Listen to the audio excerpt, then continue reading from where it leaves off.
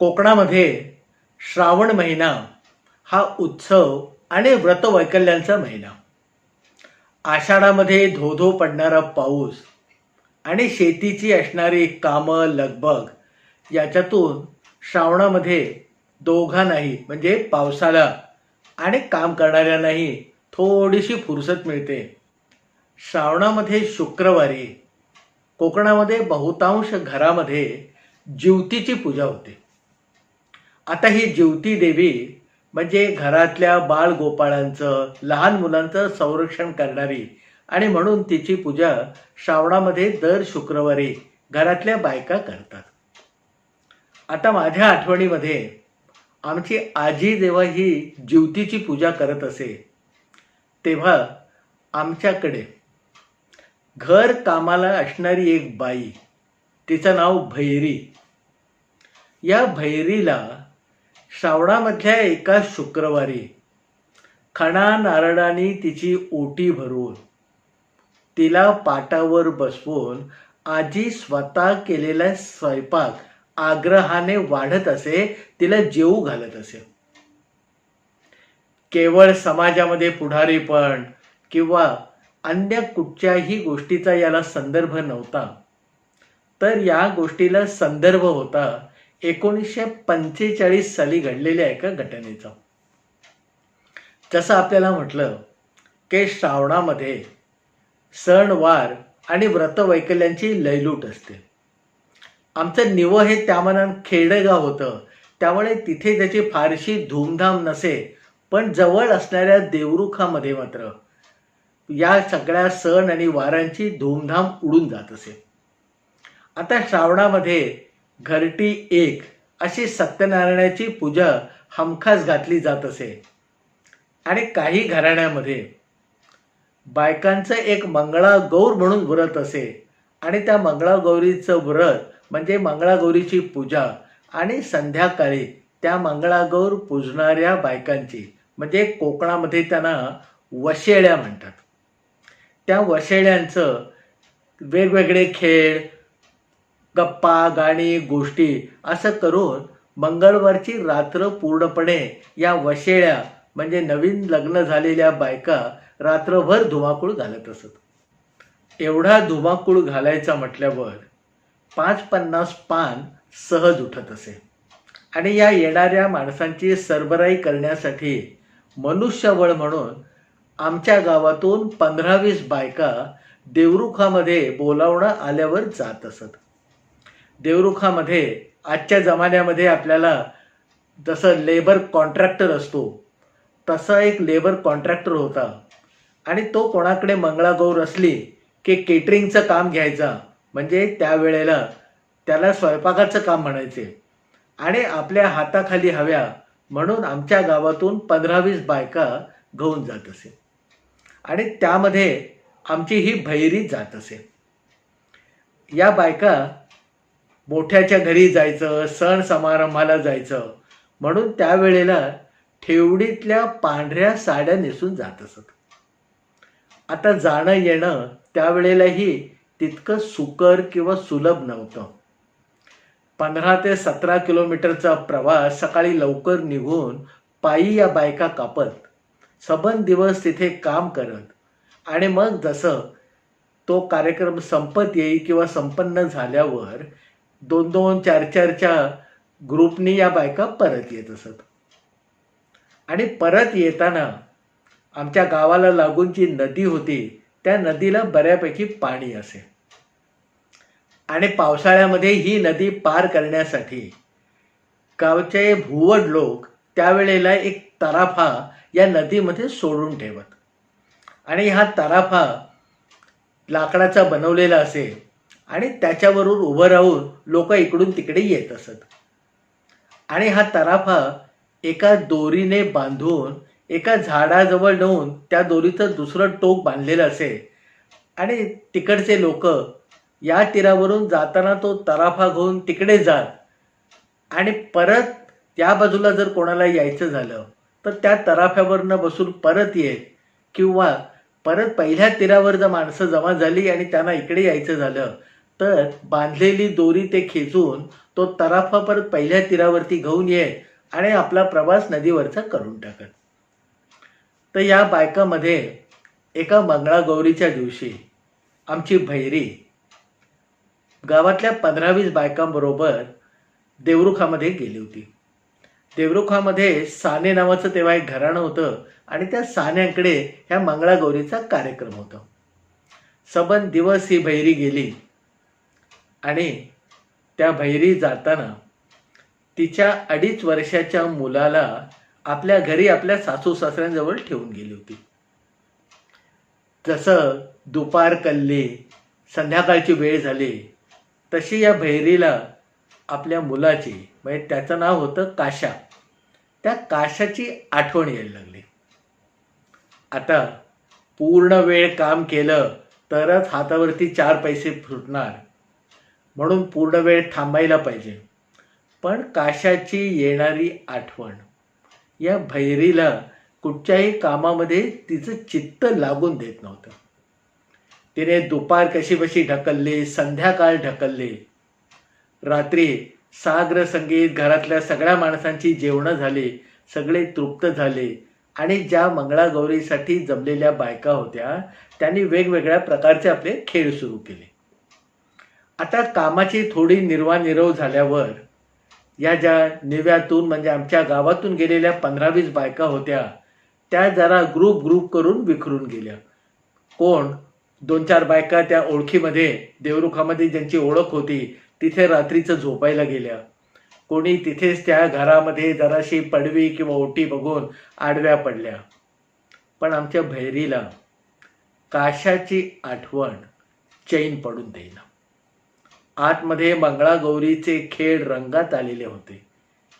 याच बायकांपैकी 2-4 बायका ते खेळ बघण्यामध्ये गुंग झालेल्या होत्या आणि भैरीचं चित्त आपल्या घरी असलेल्या आपल्या 2.5 वर्षाच्या मुलासाठी, काशासाठी कासावीस होत होतं. आता भैरीचा आठवण येण्याचा कडेलोट झाल्यावर ती कोणालाही न सांगता तीरासारखी त्या घरातून बाहेर पडली. बाहेर पडणारा पाऊस, खाचखळग्यांचा असणारा रस्ता, अंधार, हे सगळं पार करत करत 17 ते 18 किलोमीटर चालत ती नदीच्या किनाऱ्यावर येऊन थांबली. तिला वाटेमध्ये भीती वाटली नाही. तिला वाटेमध्ये कुठच्याही प्रकारचं दमणूक झाली नाही. केवळ एक काशाची ओढ तिला देवरुखापासून निव्यापर्यंत रात्री, ते सुद्धा श्रावणाच्या रात्री पाऊस पडत असताना घेऊन आलं. नदीपाशी आल्यावर ती थबकली. कारण रात्रीच्या वेळी एकट्या बाई माणसाने नदी पार करणं कुठचं दिव्य होतं ते तिलाच माहीत. मग नदीच्या त्या किनाऱ्यावरती एक हरितात्यांचं घर होतं. हरितात्या राजवाडे. आता आपण इथपर्यंत आलो आहोत आणि नदी पार केल्यानंतर आपण आपल्या मुलाला कुशीमध्ये घेऊ, त्याच्याबरोबर गोष्टी करू, त्याच्याबरोबर रात्री झोपू, ह्या सगळ्या भावनेंनी उचंबळून आलेल्या भावना अनावर झाल्यावर मध्ये असणारी नदी तिला तितकीशी भयकारक वाटत नव्हती. पण सहज जमलं तर या हरितात्यांची मदत घ्यावी म्हणून तिने रात्री 2:30 वाजले असतील, 3 वाजले असतील, त्यावेळेला हरितात्यांना हाक मारली. हाक आल्यावरती आतमध्ये गाढ झोपलेले हरितात्या पटकन जागे झाले आणि त्याने आपल्या खिडकीशी आपलं तोंड नेलं. बाहेर एक पांढऱ्या कपड्यातली बाई आपल्याला हाक मारतेय एवढं कळल्यावर त्यांची पाचावर धारण बसली आणि त्यांनी खिडकीचं उघडं असलेलं दार घट्ट लावून घेतलं आणि आपल्या खोलीत येऊन पडले. कदाचित राम राम राम राम राम राम त्यांनी मनातल्या मनात सुरू केलं असेल. भैरीने हे पाहिलं की हरितात्या खिडकीशी आले. परत त्याने खिडकी लावून घेतली आणि आतमध्ये निघून गेले. म्हटल्यावर हरी तात्या काही आता आपल्याला मदत करायला येणार नाहीत ही गोष्ट निश्चित झाल्यावर आमच्या भैरीने सगळं त्राण, सगळं धैर्य गोळा केलं.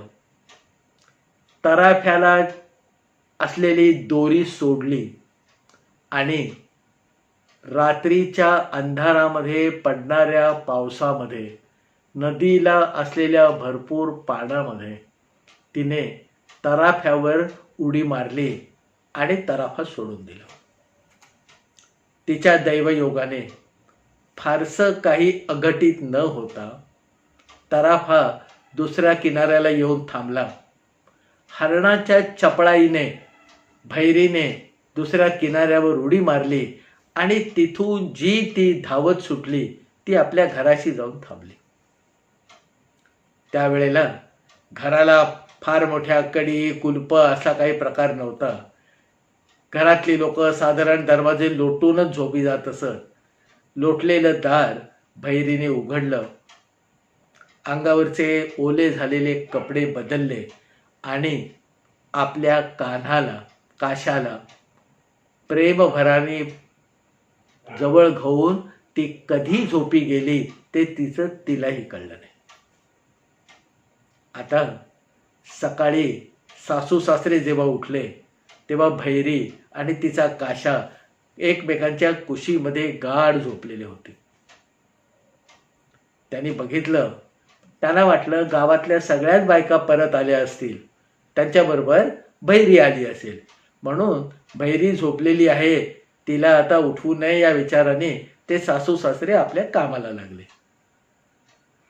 थोड्या वेळाने गावामध्ये तो लेबर कॉन्ट्रॅक्टर आणि बरोबर गेलेल्या बायका भैरीच्या नावाचा घोष करत गावामध्ये घुसल्या. भैरी नाही, भैरी हरवली, भैरी हरवली, भैरी हरवली करत सगळ्यांनी गोंधळ घालायला सुरुवात केली. पण भैरीच्या घराशी जाऊन तिच्या सासू सासऱ्यांना ही बातमी सांगायची हिम्मत कोणाची होईना. गोंधळ बघून भैरीचे सासरे बाहेर गेले आणि त्यांनी खुणेने विचारलं काय झालं. तर तो लेबर कॉन्ट्रॅक्टर ज्यांनी या सगळ्या बायका गोळ्या करून नेल्या होत्या तो गप्प झाला आणि थोडंसं जरूर म्हणाला की दादा भैरी दिसत नाहीये. आता भैरी दिसत नाहीये आणि समोरच्या या लेबर कॉन्ट्रॅक्टरच्या चेहऱ्यावर असणारे अतिशय घाबरलेपणाचे स्तिमित झाल्याचे भाव बघून त्या सासरे बुवांना भैरीच्या सासऱ्यांना आधी काही कळले ना. ते म्हणे भैरी घरामध्ये झोपली आहे. काय म्हणता. त्या लेबर कॉन्ट्रॅक्टरनी परत विचारलं. म्हणे भैरी घरामध्ये झोपली आहे.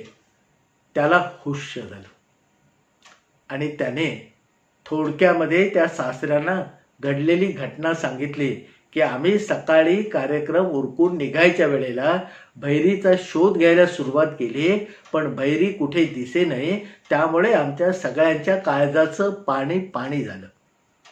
आता देवरुखासारख्या शहरामध्ये हिला शोधायचं कुठे असा यक्ष प्रश्न त्यावेळेला आमच्याकडे उभा राहिला आणि म्हणून आम्ही म्हटलं की पहिल्यांदा आपलं गाव गाठूया, तुमच्या कानावर ही बातमी घालूया आणि मग काय करायचं ते करूया. पण तुम्ही म्हणता की भैरी घरी आली, त्याच्यामध्ये आम्ही भरून पावलो.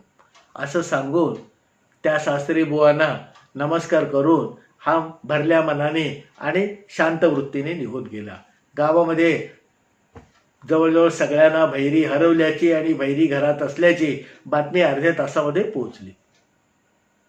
पण आमच्या आजीला हे जेव्हा कळलं की भैरीनी आपल्या काशासाठी रात्रीच्या वेळी देवरुखापासून निव्यापर्यंत एकट्याने वाट तोडवली, एकटी तराफ्यावर बसून नदीचा किनारा या किनाऱ्यावरून त्या किनाऱ्यावर आली, त्यावेळेला आमच्या आजीने मनाशी खूणगाठ गाठली की मला आज भैरीच्या रूपामध्ये जिवतीचं म्हणजे आपल्या घरातल्या बालगोपाळांचं पोराबाळांचं रक्षण करणाऱ्या खऱ्या जिवतीचा साक्षात्कार झाला. आणि त्यामुळे त्याच्यानंतर दरवर्षी आमची आजी श्रावणातल्या एका शुक्रवारी ज्युती म्हणून मनापासून त्या भैरीचा आदर सत्कार करत असे. आता ज्या काशासाठी ही भैरी रात्री एवढं अंतर पार करून आली, त्या काशाने खऱ्या अर्थाने आपल्या आईचे पांग फेडले. हा काशा जेव्हा शाळेत जायला लागला, आपल्या हुशारीने चांगला शिकत गेला. मग देवरुखाच्या हायस्कूलमधून पुण्याच्या कॉलेजपर्यंत त्यांनी धाव घेतली आणि कॉलेज पुण्याचं संपवून तो शिक्षण खात्यामध्ये त्यावेळेला एक सन्मानाची आदराची जी नोकरी होती ती नोकरी त्याने पकडली. परिषदेच्या ज्या शाळा असत त्या शाळेमध्ये शिक्षण खात्याच्या एका त्याला नोकरी लागली. आणि या गोष्टीचा कळसाध्याय म्हणजे अलिबाग जवळच्या एका शाळेमध्ये जेव्हा जिल्हा परिषदेची नवीन शाळा काढल्याने साधारणपणे 62 ते 64 साल असेल, त्यावेळेला या आमच्या काश्याची त्या शाळेचा हेडमास्तर म्हणून नेमणूक झाली. आणि हेडमास्तर म्हणून आपली नेमणूक झाल्यावरती काशा आपल्या आईला म्हणजे भैरीला आमच्या गावातून घेऊन अलिबागला निघून गेला. हिरकणीची गोष्ट आपल्या सगळ्यांना माहिती आहे. अशाच मुलाच्या ओढीने रायगडाहून निघून खालच्या गावापर्यंत अशाच रात्री येणाऱ्या हिरकणीची गोष्ट जेव्हा शिवाजी महाराजांना कळली, त्यावेळेला त्यांनी त्या बुरुजाचं नाव हिरकणी ठेवलं आणि सोन्याचं कडं देऊन त्या हिरकणीचा सत्कार केला. माझ्या मनामध्ये आज राहून राहून एक गोष्ट येते की आज म्हणजे 1945 साली ज्या वेळेला भैरीने देवरुखपासून निव्यापर्यंतचं अंतर कापलं आपल्या मुलाच्या ओढीने एकटीने, ही गोष्ट आज जर शिवाजी महाराज असते आणि त्यांच्या कानावर गेली असती तर त्यांनी नक्की आमच्या गावच्या नदीवर तातडीने पूल बांधला असता.